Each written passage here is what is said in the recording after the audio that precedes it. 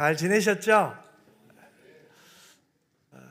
오늘부터 우리가 은평교회 캠페인으로 우리 1년에 한 번씩 성경을 읽도가고 또 하루에 한 번씩 기도하고 또 하루에 1년에 한 사람 이상씩 전도하기로 했잖아요.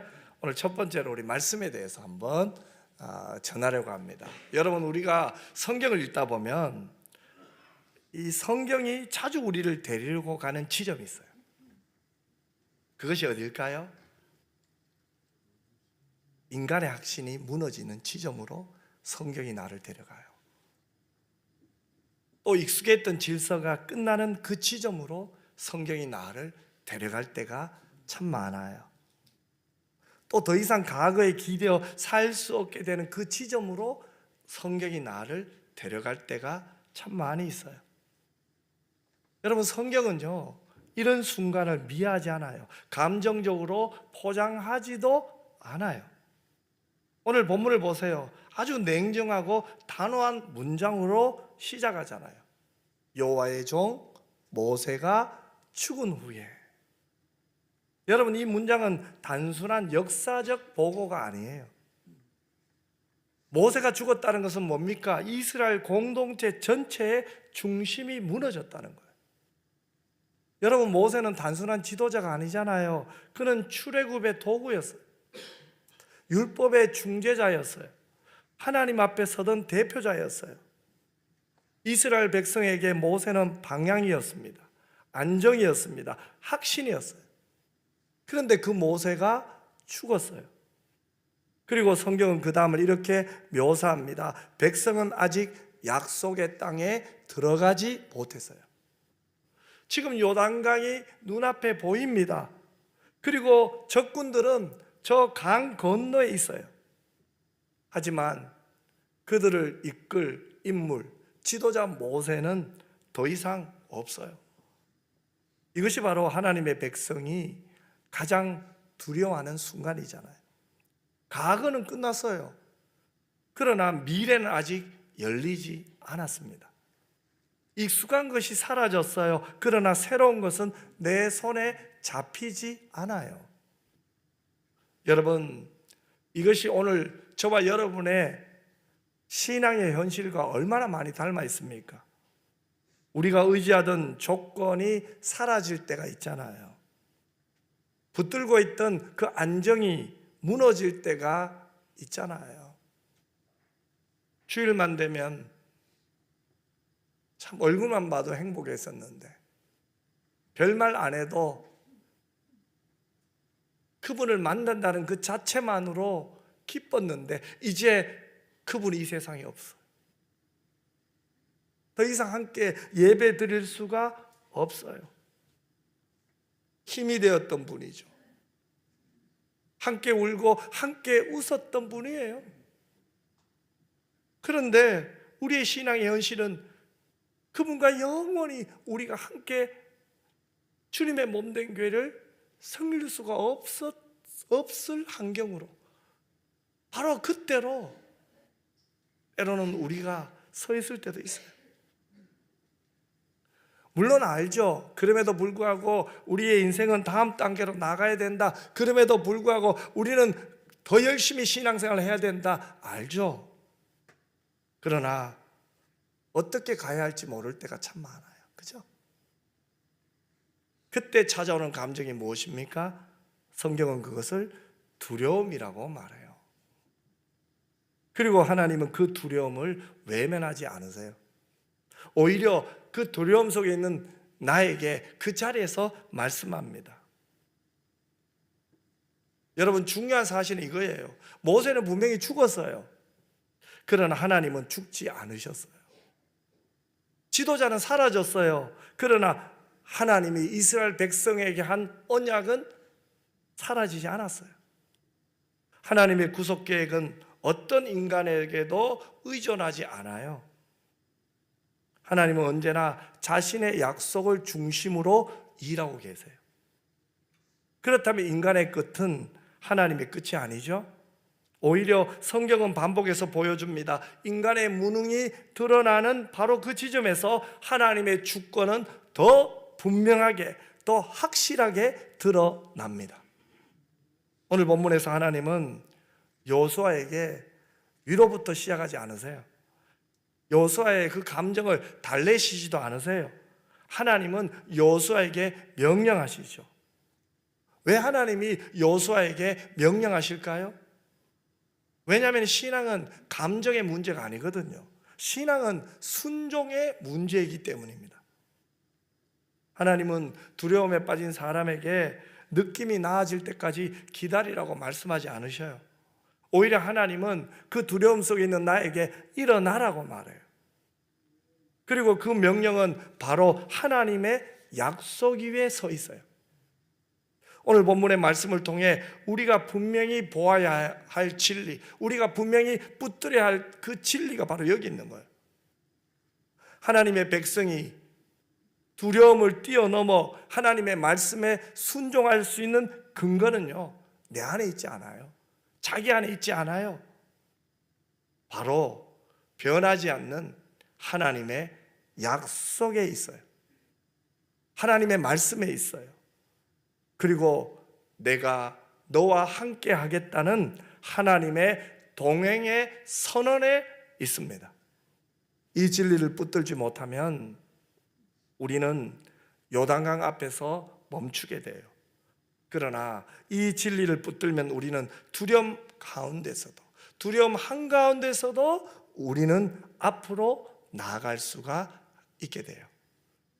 인생의 중요한 시험과 진로를 앞두고 극심한 불안에 시달리던 한 청년이 있었습니다.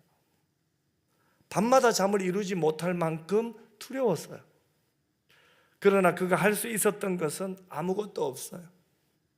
고민하고 두려워야 되고 힘도 들었지만 어느 날 그가 붙든 것은 하나님의 말씀이에요. 매일 아침 일어나서 하나님의 말씀을 펴고 읽기 시작합니다. 그러다가 그 말씀 앞에 엎드려 기도합니다. 한 달이 지나고 두 달이 지나서요. 상황은 당장 달라지지 않았어요. 그런데 그의 마음에 조금씩 하나님의 말씀에 붙들림 받기 시작했어요. 맞네. 지금 내가 힘들고 두려워하지만 하나님은 내가 영원히 두려움 속에 빠져있기만을 원하지 않으시네. 내가 지금 해야 될 것은 말씀을 붙들고 일어나는 거네. 하나님이 지금 나와 함께 하고 있다는 것을 믿는 거네. 그리고 그 하나님의 손에 붙들림 받는 거네. 하나님의 인도함을 받는 거네. 결국 그는 예상하지 못했던 길로 인도받게 되었다고 고백했어요. 살아계신 하나님을 경험한 거죠. 여러분 기억하세요. 두려움이 사라진 뒤에 하나님 만난 게 아니에요. 두려움 한가운데서 살아계신 하나님을 경험하는 거예요. 문제가 지나간 다음에 하나님을 만나는 것이 아니에요. 문제 속에서 살아계신 하나님을 만나는 거예요. 이제 하나님께서 두려움 앞에 선 자기 백성에게 무엇을 요구하시고 또 무엇을 약속하시는지 말씀을 통해서 한번 살펴보았으면 좋겠어요. 하나님께서 여호수아에게 주신 첫 번째 명령이 뭡니까? 2절에 나오죠. 2절 말씀을 같이 한번 읽겠습니다. 내 종 모세가 죽었으니 이제 너는 이 모든 백성과 더불어 일어나 이 요단을 건너 내가 그들 곧 이스라엘 자손에게 주는 그 땅으로 가라. 아멘. 여러분 하나님은 현실을 부정하지 않으세요. 분명히 말했죠. 모세가 죽었다는 사실을 여호수아에게 분명히 이야기해요. 그러나 거기서 멈추지 않잖아요. 곧바로 뭐라고 합니까? 여호수아야, 너는 이제 일어나 요단을 건너라고 말해요. 왜 하나님께서 여호수아에게 여호수아야, 모세 죽었잖아. 이제 너는 일어나 요단강을 건너라고 말할까요? 왜냐하면 하나님께서 주실 땅이 아직 남아있기 때문에 그래요. 그런데 놀라운 것은 하나님께서 이 약속을 미래형으로 말하지 않았습니다. 여호수아야, 내가 그 땅을 주겠다고 말하지 않았어요. 하나님은 여호수아에게 여호수아야 내가 주었다고 말씀하세요. 3절을 보세요. 놀라운 말씀이 있죠. 너희 발바닥으로 밟는 것은 모두 내가 너희에게 주었노니라고 말해요. 주었노니 이 말은 뭡니까? 하나님은 이미 그 땅을 주셨다고 완료형으로 말하고 있는 거예요. 여러분, 하나님이 약속한 땅은 이미 하나님의 주권 아래에 있습니다. 그러나 동시에 하나님은 분명히 말씀하세요. 너희 발바닥으로 밟는 곳, 그것을 너희에게 주었다는 거예요. 여러분, 약속은 이미 주어졌어요. 그런데 무엇을 통해서 그 하나님의 약속을 경험할 수 있습니까? 그 하나님의 말씀에 순종함으로. 너희 발바닥으로 밟는 것을 내가 너희에게 주었노니, 이렇게 말해요. 여러분, 이것이 바로 성경이 말하는 믿음이에요. 한 기독교 선교단체에 선교훈련을 받는 한 청년이 있었어요. 그런데 이 청년은 이미 1년간의 선교훈련을 마쳤어요. 그런데 머뭇거리고 있는 거예요. 청년의 입장에서 보면 하나님의 부르심이 분명히 있었다고 말해요. 그러나 이 재정이 없는 거예요. 자기를 도와줄 수 있는 사람들이 없는 거예요. 그래서 이 청년은 오랜 시간 기도하면서 망설이고 있었어요. 그래서 선교 훈련만 받고 기도만 하고 있는 거예요. 선교단체의 간사님이 너무나 안타까워서 그 청년에게 이렇게 말해요. 이제는 일어서야 된다고. 재정이 어렵더라도 순종해보자고. 당신의 발바닥을 한번 내밀어 보라고. 한번 가보라고. 왜 가보지 않고 미리 걱정하냐고. 순종하지 않고 왜 미리 염려하냐고. 그러다가 어느 날 이 청년이 순종했어요. 그가 선교지에 갔어요. 공항에 내리면서부터 놀라운 일이 일어나는 거예요. 그곳에 이미 선교하는 선교사님 2분이 마중을 나온 거예요. 그리고 예상치 못했던 동역자들이 생긴 거예요. 그렇게 한 달, 2달 선교지에서 이미 거기서 선교하는 선교사님들에게 선교의 그 땅의 문화, 그곳 사람들의 생각들, 이런 것들을 배우면서 기도하며 시간을 보내는 가운데 어느 순간 필요한 재정도 채워지더라는 거예요. 예상치 못했던 사람들이 도와주더라는 거예요. 조국 교회에서 예상치 못했던 교회들이 선교비를 보내주더라는 거예요. 여러분, 이것은 무엇을 이야기합니까? 하나님은요, 준비되었을 때가 아니라 순종할 때 역사하신다는 거예요. 우리는 다 준비하고 가려고 해요. 뭔가 부족하면 불안하다고만 말해요. 물론 무모한 것이 믿음은 아니에요. 우리는 하나님의 약속을 믿고 순종해야 돼요. 하나님의 말씀을 붙들고 가야 되는 거예요. 하나님의 부르심이 있었다면, 선교에 대한 훈련을 받았다면, 재정적인 문제가 있다 할지라도 말씀에 순종해서 가는 거죠. 여러분, 신앙은요, 감상이 아니에요. 두렵지만 믿음의 발을 떼는 것이 신앙이에요. 하나님은 그저 뒷짐지고 우리가 잘하나 못하나 구경하시는 분이 아니에요. 믿음으로 한 걸음을 내딛는 그 자에게 하나님은 길을 열어주실 줄 믿습니다. 여러분, 혹시 여러분은 두려움 가운데 주저앉아 있습니까? 의지했던 것이 사라져서, 믿었던 것이 사라져서 두려워하고 있습니까? 하나님 오늘 우리에게 이렇게 말씀합니다. 다시 일어나라고요. 하나님이 예비하신 은혜의 땅이 저와 여러분을 기다리고 있다고요. 그렇다면 한 번도 가보지 못한 이 길을 우리는 어떻게 갈 수 있을까요? 하나님은 여호수아에게 군사 전략을 말씀하지 않으셨어요. 인간의 지혜도 말씀하지 않으십니다. 오직 한 가지를 말씀하죠. 무엇입니까? 하나님의 말씀이에요. 7절과 8절에 보면 하나님은 놀라운 승리의 비결을 여호수아에게 알려주세요. 8절에 보면 하나님이 여호수아에게 뭐라고 말합니까? 이 율법책을 내 입에서 떠나지 말게 하며 주야로 그것을 묵상하라고 말해요. 여러분, 여기서 이 묵상하다는 단어가 굉장히 중요합니다. 이 말은 단순히 우리가 성경을 눈으로 읽는 것이 아니에요. 흔히 우리가 아는 묵상은 뭐예요? 작은 소리로 읊조리는 거죠. 그것을 묵상이라고 말해요. 맞아요. 이게 묵상 맞아요. 그러나 또 다른 해석이 있어요. 이 하가라는 말은요, 이 짐승이요, 먹이를 깡물고요, 다른 짐승이 내 먹이를 빼앗으려고 할 때 이 먹이를 깡물고 으르렁거리면서 이 먹이를 지키는 것을 말해요. 한마디로 말하면 뭐예요? 말씀을 맛보라는 거예요. 씹으라는 거예요. 여러분, 씹고 뜯고 맛보고 소화시켜서 내 피와 살이 되게 하라는 거죠. 즉 묵상은요, 내 삶에 적용하라는 거예요.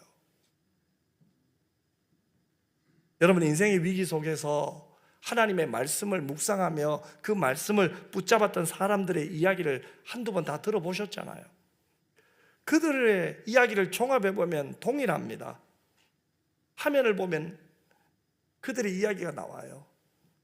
상황이 바뀌지 않아도 말씀이 기준이 되면 방향은 흔들리지 않는다는 거예요. 한번 따라합시다. 상황이 바뀌지 않아도 말씀이 기준이 되면 방향은 흔들리지 않는다. 여러분, 상황이 바뀌지 않아도요, 말씀이 기준이 되면요, 내 방향은 흔들리지 않아요. 왜 그럴까요? 이 말씀이 내 인생의 내비게이션이에요.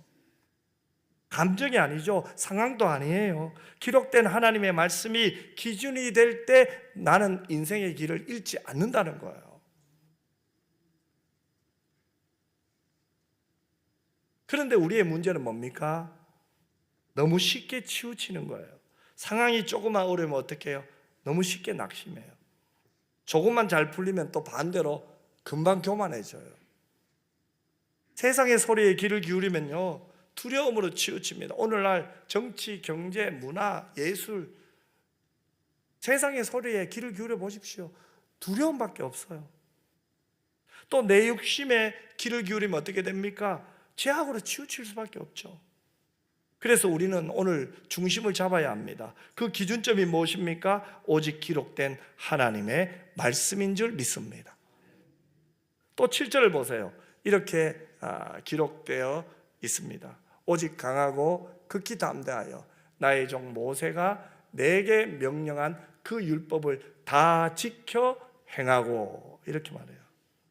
하나님은 여호수아에게 새로운 전략을 주지 않았어요. 새로운 비전을 말하지도 않았습니다. 이미 주어진 말씀을 다 지켜 행하라고 합니다. 이미 여호수아에게 주어진 말씀을 다 지켜 행하라는 거예요.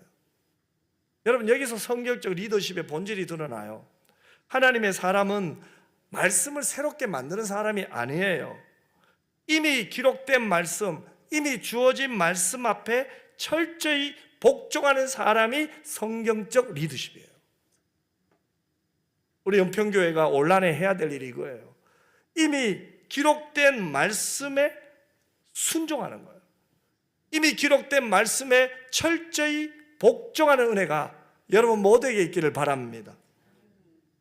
그래서 하나님은 여호수아에게 우로나 좌로나 치우치지 말라고 하셨어요.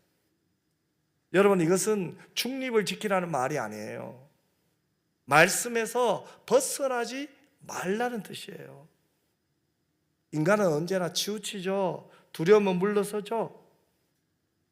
그래서 어떻게 합니까? 하나님의 기준을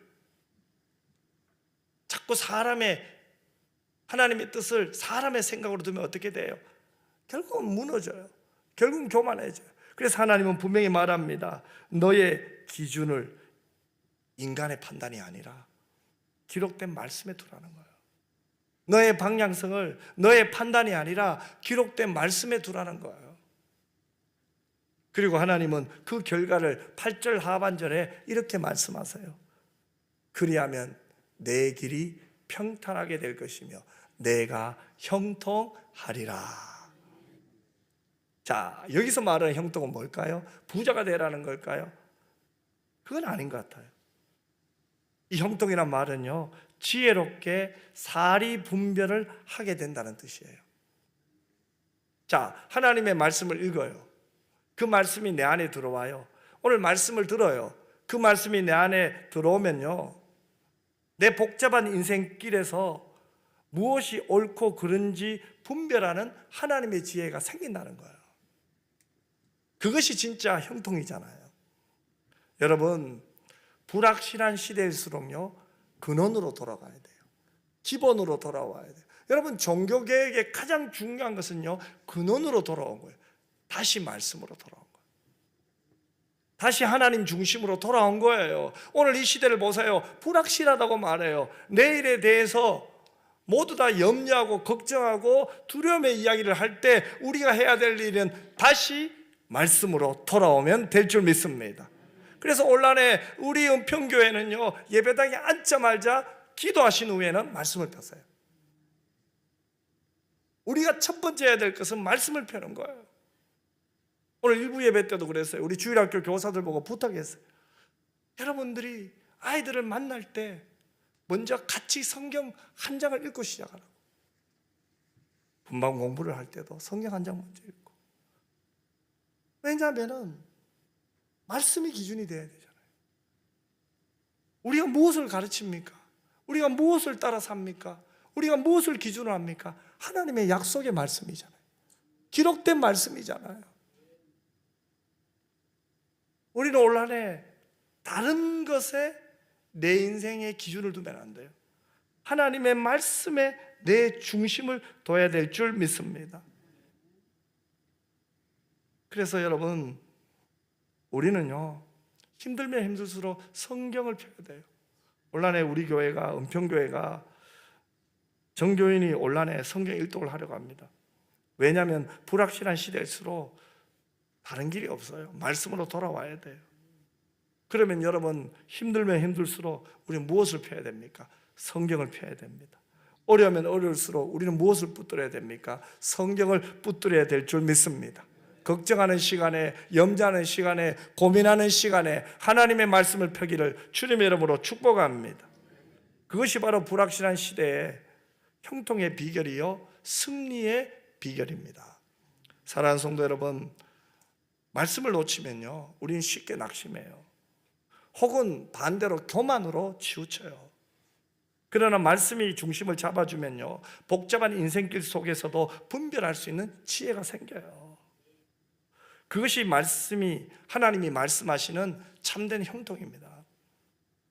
이 형통의 복이 온란에 저와 여러분, 우리 은평교회 모든 교우들에게 함께 하시기를 주님의 이름으로 축원합니다. 마지막으로 하나님은 다시 한번 여호수아의 마음을 붙드세요. 9절을 같이 한번 읽겠습니다.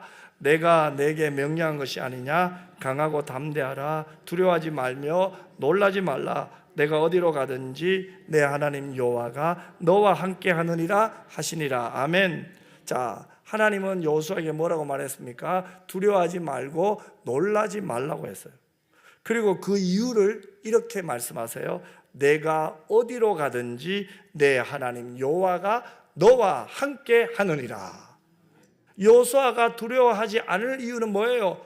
내가 어디로 가든지 여호수아야, 내가 너와 함께 한단다, 이거잖아요. 여러분, 어찌 보면 이것이 오늘 본문의 절정입니다. 하나님은 여호수아에게 성공을 약속한 게 아니에요. 동행을 약속하셨어요. 내가 너를 떠나지 아니하며 버리지 아니하리라. 내가 어디로 가든지 내가 너와 함께 한다는 동행을 약속하신 거예요. 우리는 마음껏 신앙생활할 수 있는 자유가 있지만 여전히 이 지구상에는 밖에 속에 있는 성도들이 있습니다. 마음껏 복음을 전하고 싶어도 전하지 못하는 성도들이 있습니다. 그런데 그분들의 간증을 들어보면요, 공통점이 있어요. 상황은 조금도 안전하지 않습니다. 그런데 그들은 담대합니다. 그 이유는 하나예요. 하나님이 나와 함께 하신다는 확신 때문에. 그래서 그들은 포기하지 않아요. 그래서 선교사님들이 미전도 종족에서 10년, 20년 있으면서 어찌 보면은 열매는 없는 것 같아요. 그래서 그들도 마음껏 복음 전할 수 있는 나라로 가고 싶겠죠. 그런데 그들이 포기하지 않고 그곳에서 기도하는 이유가 뭡니까? 하나님이 그곳에서 자기들과 함께 한다는 믿음 때문에. 이 확신이 그들이 그 어려운 상황 속에서 버틸 수 있는 힘이라는 거예요. 환경이 변해서가 아니죠. 이 동행의 약속이 그들을 붙들고 있기 때문에. 여러분, 어린아이가 캄캄한 골목을 걸어갈 때 무섭지 않는 유일한 이유는 아빠가 옆에 손을 붙잡아 줄 때래요. 그렇다면 여러분, 여호수아의 능력이 아니죠. 함께 하시는 하나님의 능력이, 하나님이 여호수아의 손을 붙잡아 주기 때문에 승리하는 거예요. 하나님은 여호수아에게 내가 모세와 함께 있었던 것 같이 너와 함께 한다고 했어요. 그러면 모세가 위대했던 것이 아니잖아요. 모세와 함께한 하나님이 위대한 거잖아요. 그 위대하신 하나님이 지금 저와 여러분과 함께 하시는 거예요. 말씀을 맺겠습니다. 이 여호수아라는 이름은요, 여호와는 구원이시다라는 뜻을 지닌 이름이에요. 이 이름이 바로 헬라어로 번역하면 예수예요. 예수. 여러분, 이것은 우연이 아닙니다. 구약의 여호수아는 이스라엘 백성을 요단강을 건너 약속의 땅으로 인도했어요. 그러나 그 땅은 궁극적인 안식이 아니었어요. 가나안은 전쟁이 있는 땅이었어요. 불완전한 안식이죠. 그러나 하나님께서는 우리에게 더 위대한 여호수아를 주셨죠. 바로 예수 그리스도이세요. 그분은 단순히 요단강을 건너가게 하신 분이 아니에요. 죄와 사망이라는 가장 깊은 그 강을 가르신 분이에요. 십자가에서 우리의 죄를 담당하시고 부활로 사망의 권세를 깨뜨리신 분이 예수 그리스도인 줄 믿습니다. 그리고 우리를 하나님의 나라로, 저 천국으로 인도하십니다. 참된 약속의 땅으로 인도하시는 분이 예수님이잖아요. 여호수아에게 주어졌던 그 약속, 내가 너와 함께 하겠다는 그 선언은 바로 누구 안에서 완성됩니까? 예수 그리스도 안에서 완전히 성취되었어요. 주님은 제자들에게 이렇게 말씀하셨어요. 볼지어다 내가 세상 끝날까지 너희와 항상 함께 있으리라. 여러분, 이것은 조건부 약속이 아닙니다. 우리의 성취에 달린 약속도 아니에요.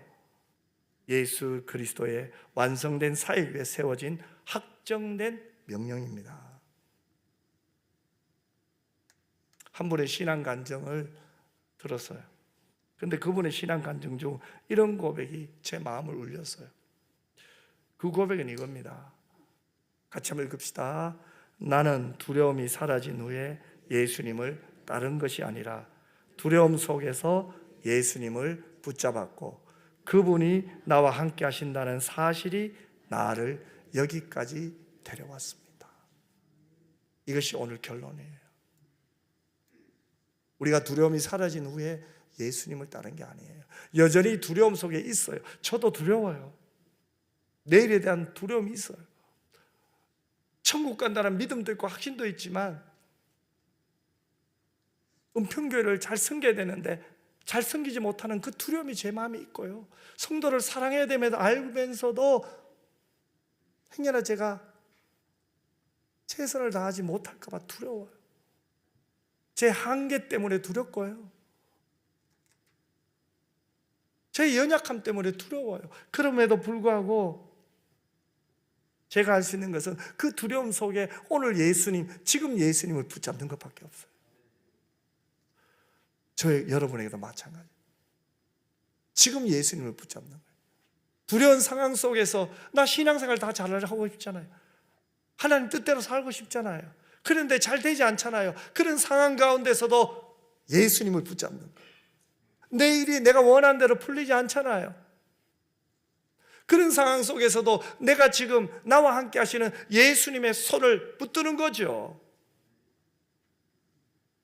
나와 함께 하신다는 그 사실, 내가 손을 붙든 그분이 나와 함께 하신다는 그 사실이 나를 여기까지 데려온 거예요. 여러분, 이것이 신앙입니다. 그러므로 사랑하는 성도 여러분, 우리가 오늘 두려움을 넘어서 하나님의 말씀에 순종할 수 있는 이유는 단 하나입니다. 내가 강하기 때문도 아니고요, 내가 담대함 때문도 아니고요, 나와 함께 하시는 하나님이 신실하시기 때문에. 왜 우리가 말씀을 붙들어야 됩니까?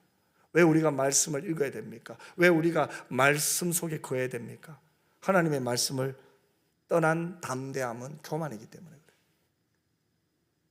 그러나 말씀에 붙든 담대함은 믿음이에요.